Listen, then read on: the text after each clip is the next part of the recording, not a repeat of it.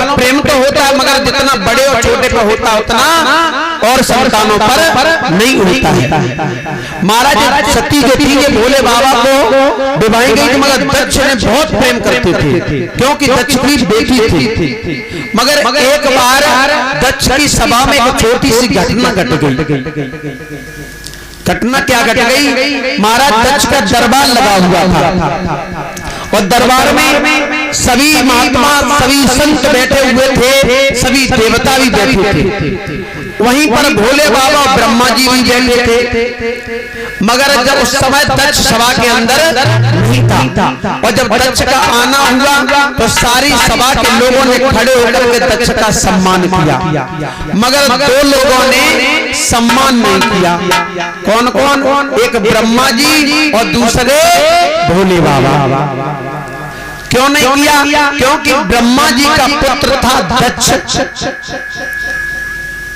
अब भैया एक पिता का ये फर्ज तो नहीं बनता कि बेटा के सामने खड़े होकर उसका सम्मान करें, भले ही जो राष्ट्रपति बन जाए। भाई पिता के लिए पुत्र तो पुत्र ही रहेगा। तो ब्रह्मा जी ने विचार किया ये तो मेरा पुत्र है और फिर मेरा खड़े होने का अधिकार भी क्या अपने पुत्र के सामने। तो ब्रह्मा जी इसलिए नहीं खड़े भये। भोले बाबा ने विचार करो जब जे नहीं खड़े भये तो हम काहे को खड़े हो जाए? हमारे लिए न की बिटिया है, हमें न के दामाद है। सो भोले बाबा नहीं खड़े। और जब भोले बाबा खड़े नहीं हुए तो महाराज ब्रह्मा जी पर तो नजर नहीं गई, मगर भोले बाबा पे दक्ष की नजर पहुंच गई और खड़े होकर के देवताओं से कहने लगा, देवताओं देख रहे हो आज कैलाशपति ने मेरा भरी सभा में अपमान किया है। मैंने अपनी बेटी इसके लिए क्या विवाह दी कि ये मेरा सम्मान करना भी भूल गया और भी शब्द भोले बाबा के लिए कहे। मगर भोले बाबा इतने भोले होने कोई मतलब नहीं है, मगर मैया सती बाबा के साथ में गई थी। अब महाराज अगर किसी के पति का अपमान उसके ससुराल वाले कले तो मैया को महाराज का आनंद आएगा। अब मैया सती को बहुत कष्ट हुआ किस बात का कि मेरे पिता ने मेरे पति का अपमान किया है। अब मैया सती कुछ तो कह नहीं पा रही है, मगर भोले बाबा आश्रय भोले बाबा को कोई मतलब नहीं है। भोले बाबा के साथ में नंदी गया था और जैसे ही नंदी ने दक्ष के मुख से ये शब्द सुने तो एक जवाब दिया है, महाराज दक्ष सभी को देव कहा जाता है, मगर मेरे बाबा को देवों का देव महादेव। मगर तुमने आज मेरे बाबा का भरी सभा में अपमान किया है। हमें तो ऐसा लग रहा है कि तुम्हारी जो बुद्धि है वो पशुओं की भांत हो चुकी है। तो मैं तुम्हें श्राप देता हूँ कि एक दिन तुम्हारे धड़ पर पशु का सर लगाया जाए। श्राप दे दिया किसने? नंदी ने दक्ष को। अब जब श्राप दे दिया तो महाराज वहां तो आनंद आ रहा था। अब जब महाराज चू चू में थोड़ी थोड़ी हो जाए तो फिर महाराज पुण्य लगी होगी। अब यहाँ कथा बड़े प्रेम से चल रही हो और कोई आपस में लड़ जाए तो फिर कथा कैसी हो? परीक्षित जी ऐसी हो जैसी होते थे।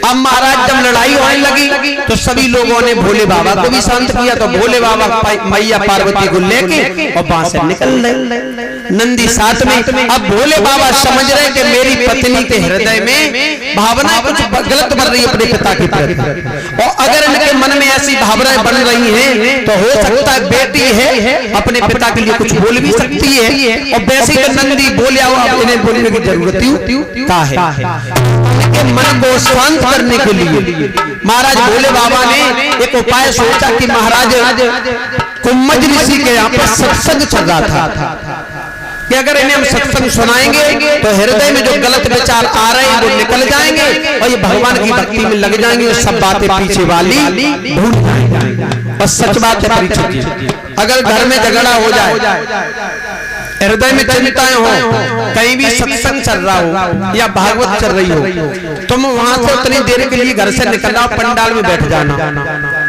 और घर वाली बातों को छोड़ देना और भगवत कथा को मन से सुन लेना। तो महाराज वो बातें दिमाग में आ नहीं सकती है। फिर अब भोले बाबा तो इसलिए लेके गए कि नहीं लेके जाएंगे तो इनके हृदय में चिंताएं हैं वो निकल जाएंगी। और जब लेके चले हैं तो बाबा गोस्वामी तुलसीदास जी लिख रहे हैं कौन सा समय था जब भोले बाबा मैया सती को साथ लेके गए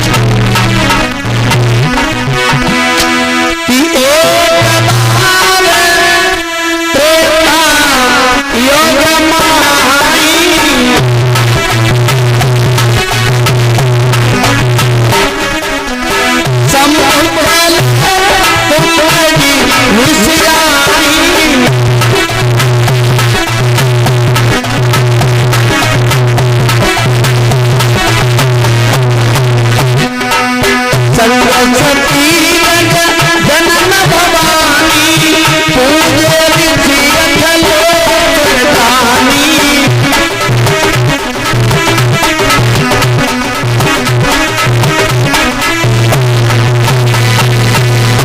बाबा जी लिख रहे हैं एक बार त्रेता युग माही और शंभु चले कुम्मज ऋषिया। एक बार यानी एक दिन, बार माने होता है दिन। एक दिन भोले बाबा चले कहाँ? कुम्मज ऋषि के आश्रम की तरफ। और जब कुम्मज ऋषि के आश्रम पे पहुंचे हैं तो बाबा जी लिख रहे हैं संग सती जग जनन भवानी और पूजे ऋषि अखिलेश्वर जान। कौन के साथ में? जग माने होता है संसार, जननी माने होती है माँ और भवानी माने तो आप जानते ही हो, यानी सारे संसार की माँ। किनके साथ गई? भोले बाबा के साथ। उनको बताया सारे संसार की माँ मैया सती को। अब विचार करना भक्तों, जब संसार की माँ भगवान की कथा सुनने के लिए गई कहाँ? कुम्मज ऋषि के यहाँ पर। अब जब कथा शुरू हुई कुम्मज ऋषि ने बड़ा सम्मान किया और जब कथा राम की कथा वहां पर शुरू हुई है तो बाबा जी लिख रहे हैं कि राम कथा मुनि और बरज बखानी और सुनी महेश परम सुखमानी। राम की कथा जब महाराज कुम्मज ऋषि ने कही है तो बाबा जी लिख रहे राम कथा मुनि बरज बखानी सुनी महेश। महेश कहते भोले बाबा को, केवल भोले बाबा ने सुनी महेश परम सुखमानी। केवल भोले बाबा ने सुनी, मगर मैया सती तो साथ में थी। फिर मैया सती ने काहे नहीं कथा सुनी? मैया सती साथ में जरूर गई थी मगर मैया सती कथा में तो थी, मगर उनका जो मन था वो अपने पिता दक्ष के यहाँ पे था कि मेरे पिता ने मेरे पति के साथ अच्छा व्यवहार नहीं किया। बेटी तो कथा में, अब जैसे मेरे भक्त होते परीक्षित जी कथा में आके बैठ जा और कथा में तो बैठे मगर मन कहाँ घूमे रहो कि घर पे काम डरो कहूँ ऐसो ना होए, बहू ने कर पाओ कर न कर पाओ चलो बिलैया दूध बिगारी जा बैठी तो कथा में, मगर मैया की आदत होते घर की चिंताएं ज्यादा रहती है। वैसे ही महाराज मैया की चिंता कहाँ लगी अपने पिता के यहाँ पे, मेरे पिता ने पति के साथ अच्छा व्यवहार नहीं किया। अब जब कथा पूर्ण हुई है तो बाबा जी लिख रहे कि मुनि सन विदा और मांगी त्रिपुरारी और चले भवन संग दक्ष कुमारी। अब विचार करना, जब विदाई मांगी तब किसके साथ में चले? दक्ष कुमारी। दक्ष थे राजा और सती उनकी बेटी थी, तो एक बेटी का दर्जा हो गया। कब हुआ दर्जा? जब राम की कथा नहीं सुनी तब। कितना अंतर है प्रभु की कथा न सुनने से परिचित। जब आए थे तब बाबा जी लिख रहे हैं संग सती जग जनन भवानी, सारे संसार की मां का दर्जा दिया। और जब कथा नहीं सुनी तो किसका दर्जा दे दिया? चले भवन संग दक्ष कुमारी, एक बेटी का दर्जा दे दिया। अब विचार खुद करो, वो तो एक परमात्मा थे और वो सारे संसार की माँ थी। जब उन्होंने महात्मा जी की कथा को नहीं सुना भगवान राम की को, तो उन्हें एक बेटी का दर्जा प्राप्त हुआ। और हम आप तो बहुत छोटे जीव हो, पता नहीं कब किधर से हमारे लिए संदेश आए, कब किधर चल पड़े। बताओ। तो फिर जब उन्होंने कथा नहीं सुनी तो उनका पद कम हो गया, हम नहीं सुनेंगे तो हमारा पद तो कम हुई, क्योंकि फिर हम संसार को ही हमें छोड़ के जाना पड़ेगा। अब भोले बाबा जब चले वहां से कुंभज ऋषि से विदाई लेकर के, और जब लेकर के चले हैं तो इधर एक घटना घट गई थी परीक्षित जी। गंगा के पार आ चुके थे, श्री दशरथ मरण हो चुका था, सुग्रीव मित्रता हुई न थी और सीता हरण हो चुका था। महाराज भगवान राम का अवतार हुआ और राम का विवाह जनक नंदिनी सीता के साथ हुआ, और सीता, राम और लक्ष्मण तीनों का वनवास हो गया। कुछ लोग ये कहते हैं कि राम के लिए केवल कैकेयी ने वनवास मांगा था, केवल कैकेयी के लिए नहीं मांगा था। एक बाबा जी ने चौपाई लिखी है, तापस भेष विशेष उदासी और 14 बरस राम वनवासी।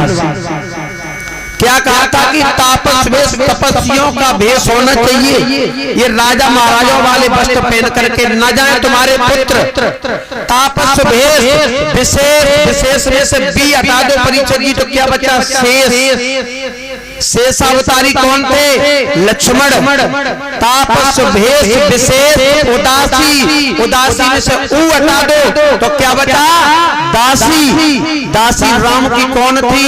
मैया सीता।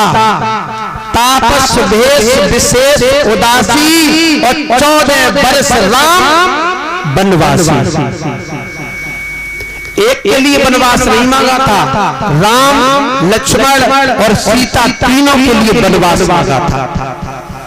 राम अकेले महाराज राक्षसों का संहार नहीं कर सकते थे, वो खुद जानते थे। जब तक हम शेष का सहारा नहीं लेंगे, क्योंकि शेष ने भगवान को कभी साथ नहीं छोड़ा। सतयुग में आए तब भी साथ रहे, त्रेता में आए तब भी साथ, और द्वापर में आए तब भी साथ।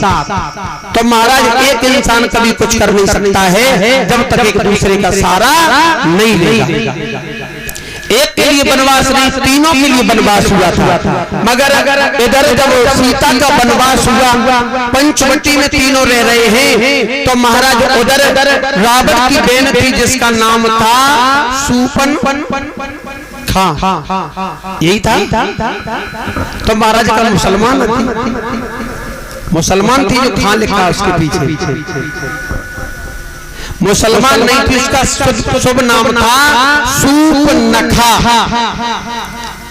जो उसके नाखून थे वो सूप के समान थे परीक्षित, बड़े बड़े नाखून रखती थी, इसलिए उसका नाम सूपनखा रखा गया था। नखा माने होते नाखून। और ये सूपनखा जब गई थी राम के पास, तो इसने राम से एक बात कही थी, तुम सम पुरुष नमो सम नारी, यही संयोग विधि रचा बिचारी। तुम्हारे जैसा संसार में कोई पुरुष नहीं है और मेरी जैसी कोई स्त्री नहीं है, ऐसा करो तुम मेरे साथ शादी कर लो। तो राम ने जवाब दिया था, मुझे क्षमा करना, मैं कुंवारे नहीं, मैं ब्याहे हैं, एक नारी संग में रखते हैं, अपनी की सिवा दूसरे को माँ बेटी बहन समझते हैं। राम ने जवाब दिया था, मुझे माफ करना, मेरी पत्नी मेरे साथ में है और मैं अपनी पत्नी के सिवा अगर किसी को देखता हूँ तो माँ के और बेटी के समान देखता हूँ। तो सूपनखा ने विचार करो, जब मने कर रहे हैं तो अब हकदार गले वाली नहीं है। राम ने सारा कर दिया था लक्ष्मण की तरफ, ऐसा करो लक्ष्मण के पास चली जाओ, अगर लक्ष्मण चाहे तो शादी कर ले, क्योंकि उनकी पत्नी उर्मिला घर पे है, पत्नी साथ में नहीं आई। और जब लक्ष्मण के पास सूपनखा गई तो बोली तुम मेरे साथ शादी कर लो, तुम्हारी पत्नी तुम्हारे साथ नहीं। तो लक्ष्मण ने जवाब दो, शादी तो कर लेते मगर तू हमारी अम्मा है। क्या कहा? शादी तो कर लेते मगर अगर तू मेरी अम्मा है। सूपनखा बोली पागल हो गए, हम तेरी माँ कैसे हो गई? सूपनखा बोली माँ तेरी कैसे हो गई? पूछ रही है लक्ष्मण को। और मेघल लंक निभा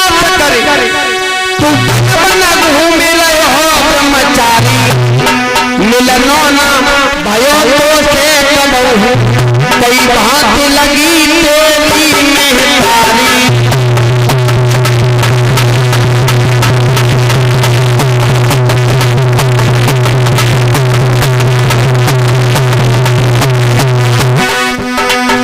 शूर्पणखा बोली मैं लंका में निवास करती हूँ और तू बन बने में घूमता है, फिर बता तेरी अम्मा मुकम्मल हुई। तो लक्ष्मण बोले सुन तू मेरी अम्मा कब से हुई, पहले नहीं थी मगर अब हो गई है। बोले कैसे? बोले सुन पत्नी मन की तू आस, जब से मेरे नाम के पास तुम्हारी, तब ये से पगली मेरी सीता समान लगी मेरी।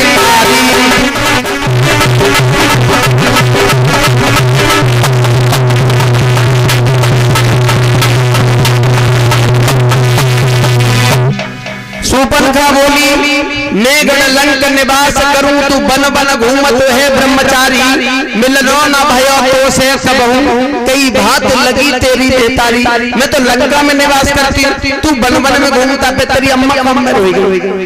लखन बोले सुन मेरी अम्मा तब से हो गई, पत्नी पन की आस लिए जब से प्रभु राम के पास सिधारी, और तबई से तू ओ पगली मेरी सीता समान। क्योंकि लक्ष्मण महाराज राम को अपना पिता मानते थे और मैया सीता को मां मानते थे।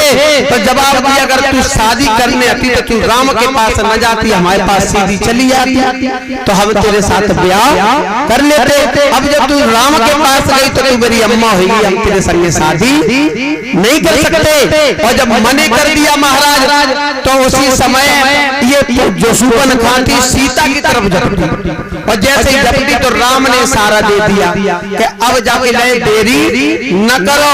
आगे बढ़ के लखन लाल ने इसके नाक और कान काट दिए, और जब नाक कान काटे तो परीक्षित जी ने सवाल कर दिया भगवान नाक ही कान का काटे